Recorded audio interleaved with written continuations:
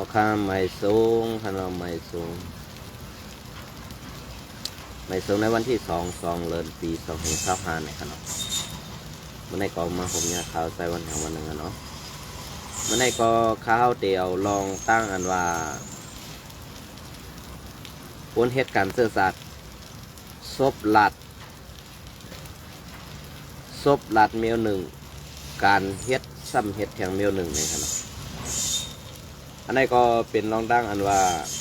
พวกเขาขาออกมาลัดได้สมาเขาขาซึ่งในเป็นก้นยาเสื้อยาคือเนี่ยครับเราใครต้องปั่นว่าอันนั้นเป็นก้นยาเสื้อยาคือนั่นเนี่ยต้องปั่นสู่เสาอีกหนึ่งค่ะนะอย่าเปีว่าค่ะก้นออกข่าวได้ในเปิ้นมีกวนกูเมืองค่ะเมืองอันขึ้นใหญ่ฮึ่งนั่นก็เปิดสังแหลก้นเมืองเปิ้นในอยู่กัดเย็น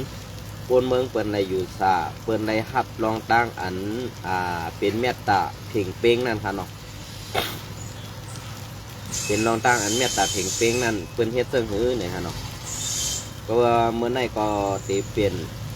หลากหลายที่นางเอ็นหนึ่งฮะเนาะเมื่อไหร่ก็เตมาอยู่ที่ไว้ที่เหตุการณ์เนี่ยฮะเนาะอยู่ไว้ที่เหตุการณ์ฮะเมื่อไหร่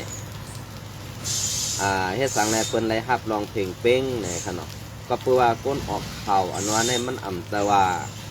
เขาไข่เซ่เขาไข่เน่ก้อยกาเขาคาไรลองม่นเมอันเปิ้นยามขีเน็กเต็กเต็งอันเปิ้นเฮ็ดอ่ำซื้อโยต่อคนเมืองเฮาคาซื้อนั่นก้อยค่ะเนาะอันนี้ก็ผักไว้บ้วนนะคะก็เพื่อตั้งเส้นซาเฮาก้อนหนึ่งแหละก้อนหนึ่งซื้อหนึ่งแหละซื้อหนึ่งเนี่ยก็มันแปลกเปิงกันอยู่ก้อยกาอันแปลกเปิงกันนั่นเนี่ยในวันเมื่อไหร่เฮาหนังกัน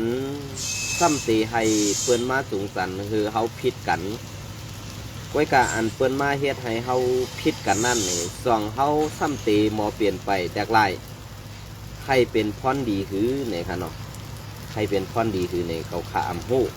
ก้อยกาว่าอันเขาขาหู้ได้มันดูเลยเปลี่ยนเขามันดูเลยมีค่ะลองเสื้อในค่ะนะมันดูเลยเปลี่ยนไปแตกลายซ้ำข้าวขิงยามมันนั่นเนี่ยในวันเมื่อในอันข้าวเลยหันอยู่ในเมืองใต้ก็คันในก้อยกาว่าซุ่มซึกเตะเซลฮันเนาะก้อยกาอันรัดเตว่าเหตุการณ์ตาเสื้อสัตว์ก้อยกาตั้งรัดก้อยคะแนนเนาะตั้งรัดก้อยคะแนนพอตั้งเฮ็ดซัมเป้กินก้นเมืองขี่เน็กเก่งก้นเมืองเฮ็ดไหนอยู่คือใหญ่ๆนั่นเท้าบนมามันเหตุการณ์ตาเสื้อสัตว์ไต้เอาคะแนนมันไปเตรียมโคนเนาะมันไปเตรียมโคนเบอร์สังว่ามันเตรียมโคนเย้าในถึงเขาขาก้นออกข่าวในเป็นก้นยาเสื้อยาคือในอันเขาขาเพราะว่าเมืองกัดเย็นกว่าเย้าเมืองดีกว่าเย้าตับซื้อเข้าคาเฮ็ดปันตักคนเมืองดีเย้าเนี่ยเข้าคาในตึกออกมาเซตับซึกอยู่ในคนเซิงเข้าคาอันเป็นคนออกข่าวในดีได้มาเอากว่าบอดเป็นห้อยตีนมันก็คาห้อมเส้นหลายอาสักใส่เจอค่ะนะด้วยกันในวันเมื่อในว่าในปวดเลยในโคเจอพอมีพี่น้องคนเมืองอันยุ่งโคอยู่นั่นในตั้งในนั่นเป็นน้ำหูน้ำตาอะไรในตรงสู่เต้าหู้ครับตรงสู่เต้าหู้ครับก็เพราะว่าลองลู่หือลองซุ่มลองเป็นเสื้อนั้นเสื้อไหนอันวันนั้นข้าวก็ใครหูแก้วว่าเป็นความลัดอันทางดีก้อยกาซ้ำเฮ็ดปันให้ก้นเมืองเลยขี่เลยหยับเลยหับการอันหมอเข้มแบบ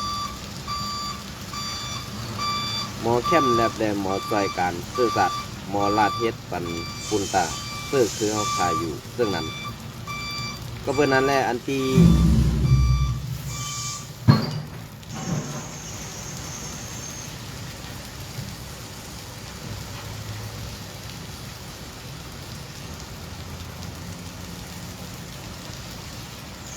ว่ายอมรับว่าเป็นเรื่องนั้น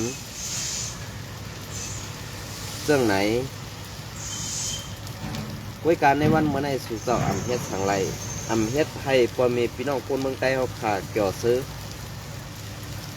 เหมือนจากหนังในซุ้มไผ่เข่าในดับซึกนั่นในข้าววนว่ามันทำเจนไรครับ